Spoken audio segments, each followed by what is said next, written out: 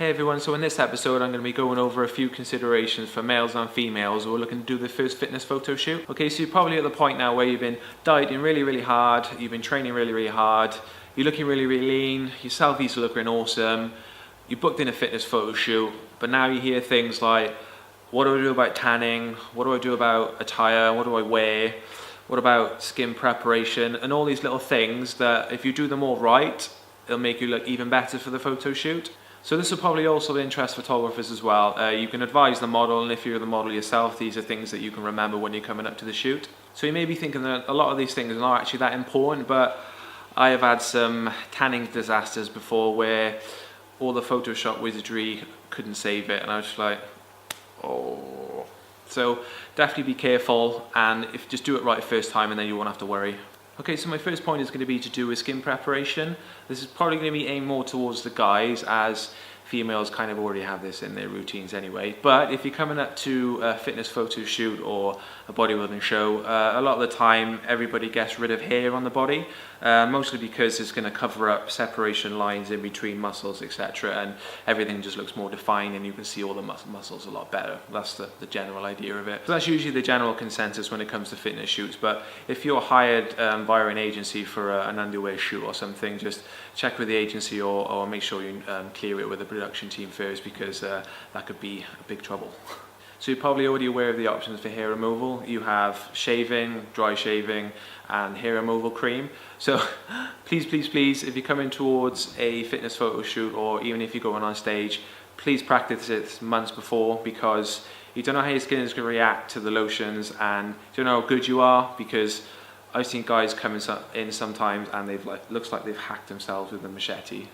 So there's a high chance that you're probably going to be getting spray tan over yourself as well. So if you just freshly shaved, all your pores are still going to be open for a while. And if you get spray tan in there as well, they just turn into little black dots all over the body and the pores. And a lot of people don't really notice that, but there's a lot of times where I've got some really black ones in Photoshop and I've had to Photoshop them out and just to make it a little bit tidier. So these are just some little things to remember.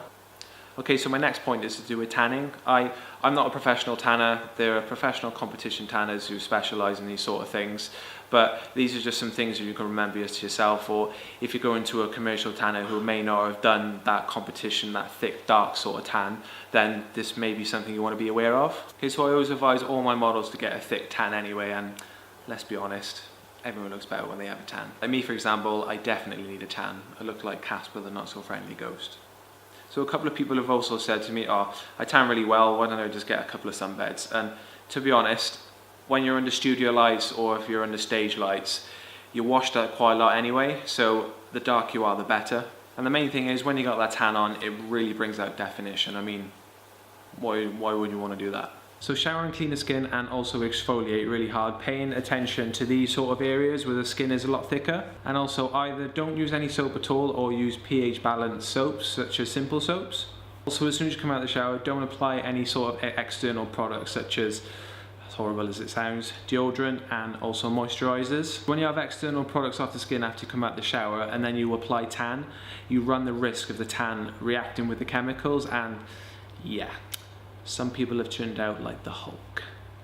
If you're going for a new casting of the Hulk, fair enough, but if you're going for a fitness shoot, it's going to look awkward, and there's not a lot I can do in Photoshop that's going to save that. And the final thing about tanning is, be careful what you're wearing as well, especially if you get the tan a couple of days before the fitness shoot, because it can create massive marks and scuffs on the tanning, and sometimes it can get to the point where I can't save it in Photoshop. But just be careful, baggy clothes, and then you'll save yourself a lot of trouble. So I've got a couple of minor tips that have helped me in the past as a photographer. So if you're a model going in for a shoot, chances are you're going to have a really low body fat percentage and you won't be able to insulate yourself that well. So keep yourself as warm as possible as well. This is mostly because I've seen models who have been cold before or come in to me cold, and I've had to warm them up with a heater, etc. Just because you can have different patches of reds and purples and stuff like that on all over the skin. So if you're a photographer, keep a heater in your studio, keep it warm as possible. It'll stop those different colors and variations happening.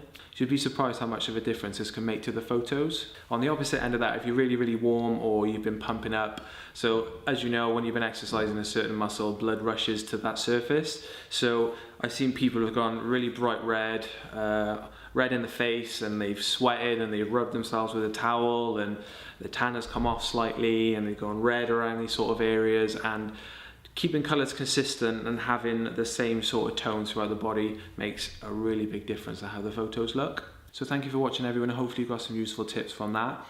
If you have any more questions, put them down in the comment section below or pop me over an email. If you like what you see, please give me a like and subscribe, and plenty more content will be coming out soon. See ya.